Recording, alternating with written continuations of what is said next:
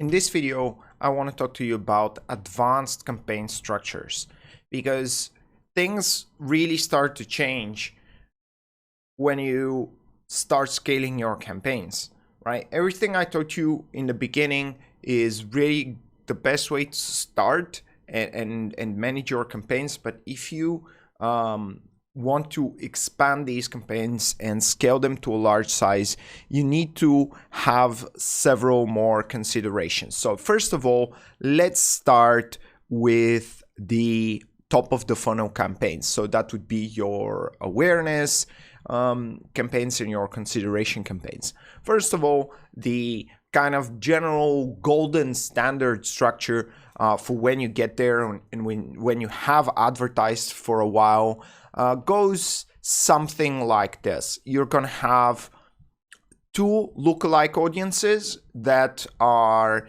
1%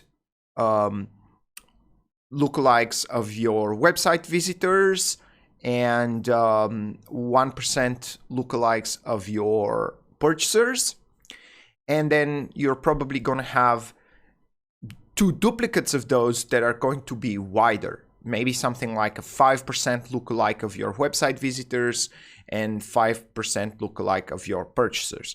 Now, in the case that you are creating a product for a campaign for a specific product, you might also want to test a lookalike audience of the specific product page visitors rather than all website visitors. And then on top of that, in your cold audiences, because lookalikes are cold audiences, you are going to have maybe 2 or 3 interest targeting options and kind of detailed targeting options, just the way I taught you. And then you're going to have one super wide open campaign just to test against. And if it doesn't work, over time you can narrow it down to the point where it's still wide, but kind of starts performing. Right.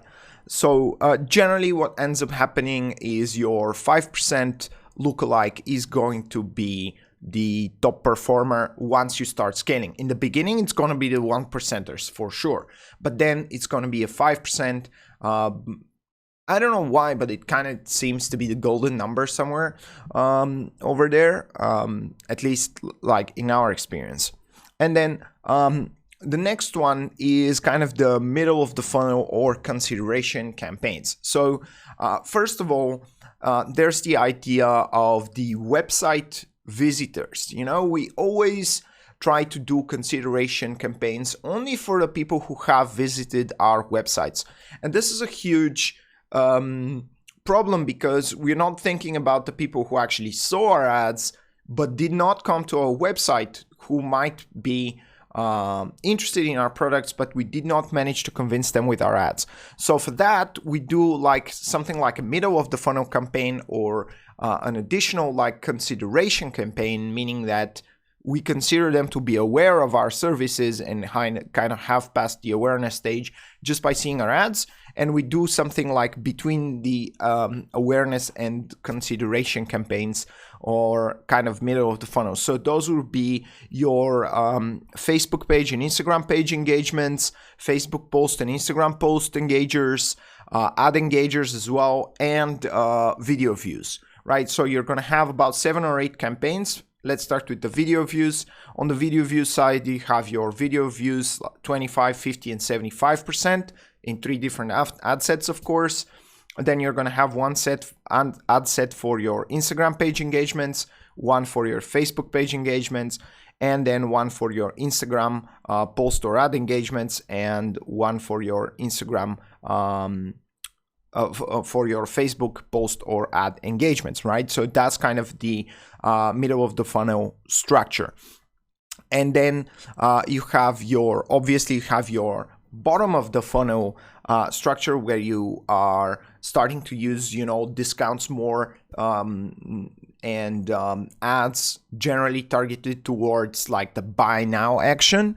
And again, you should always consider campaign sophistication and make sure that all makes sense, and you're not selling very cheap products with such a sophisticated campaign structure. But once you actually start scaling, this means that you're already a much bigger business, and that might mean that you might benefit from the increase in sophistication.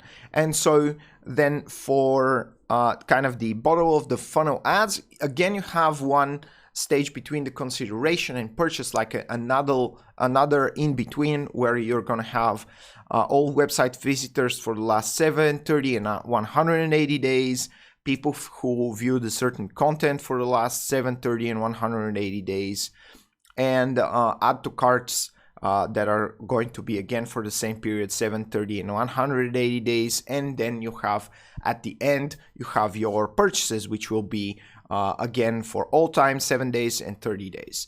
And then the next important thing for organizing a scaled campaign structure is going to be like, how do you distribute your budget to allow for that scaling?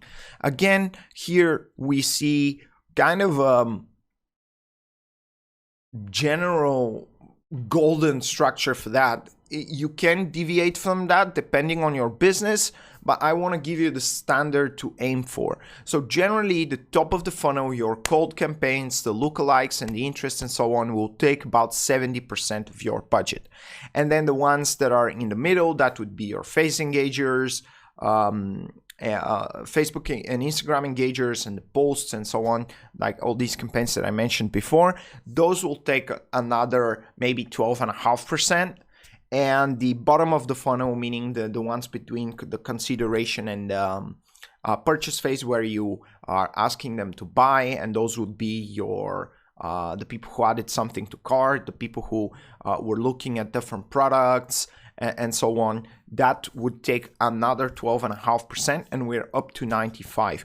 And then you have 5% for post-purchase campaigns, meaning that you're advertising to your customers. Now, with businesses that have significant retention and they are selling something that people need to buy over and over again, of course, that's going to change, and you'll probably get to subtract some percentage of the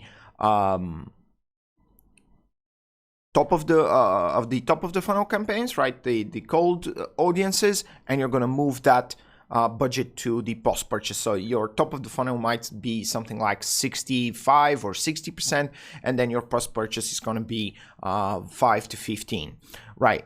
So then once you build a structure like that, we're going to move on to the next video, where we're going to talk about how to actually manage the increasing cost in CPAs.